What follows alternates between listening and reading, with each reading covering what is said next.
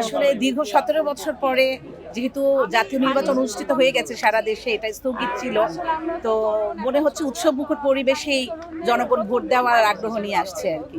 বেশ কয়েক মাস থেকেই তো আমরা জনগণের পাশাপাশি আছি ভোটের জন্য। তো নারীদের ভিতরে তো সবচেয়ে বেশি আমার কাছে মনে হয় তাদের আগ্রহই বেশি, যেহেতু দীর্ঘ ১৭ বছর কেউ ভোট দিতে পারছে না।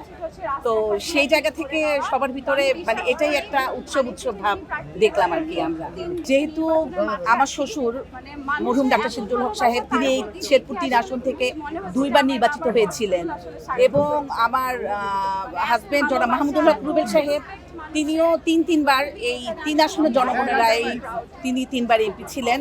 তো আমি ১০০% আশাবাদী যে যেহেতু উনি একজন দক্ষ, একজন সাংগঠনিক নেতা এবং একজন রাজনৈতিক পরিবার থেকে উঠে আসা একজন নেতা, তো জনগণ অবশ্যই একজন যোগ্য ব্যক্তিকেই বেছে নেবেন। প্রশাসনের দিক থেকে যতটুকু তারা করছে, এটা আমরা খুব স্যাটিসফাইড এই ব্যাপারে, যে তারা যতটুকু মানে শৃঙ্খলার মধ্যে উৎসব মুখর একটা পরিবেশের এই ভোটটা করছে, পরিদর্শন করছে, সেই হিসাবে আমরা স্যাটিসফাইড।